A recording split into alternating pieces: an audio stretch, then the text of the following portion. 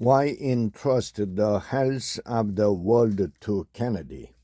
When the U.S. and the world face some risk of a bird flu pandemic, do we want to entrust global health to a man who has fought life-saving vaccines? Robert F. Kennedy Jr. used to impress me. In the early 2000s, he did excellent work as an environmental lawyer, taking on industrial hog farms that were fouling creeks and rivers, and we talked about making a visit together to North Carolina to document the pollution. But then Kennedy began to urge me to write about childhood vaccines, citing discredited arguments that they cause autism.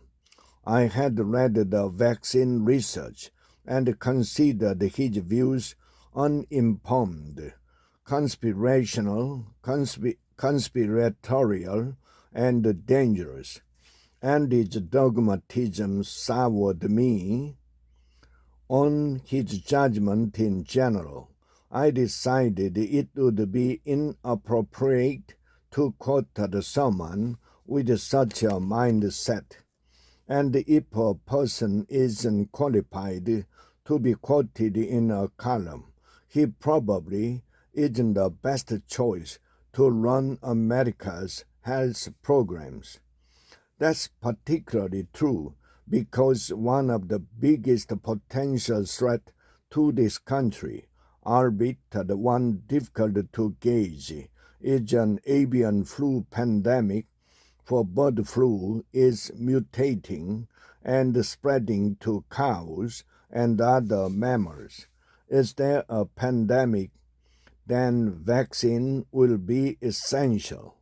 Perhaps the single best thing that President Trump did in his first term was to start Operation Warp Speed, a public-private partnership that accelerated the development of COVID-19 vaccine and saved many lives. What would happen if there were a need for another Operation Warp Speed? But this time the point man on health was suspicious of vaccines, including those that arrested the last of the pandemic.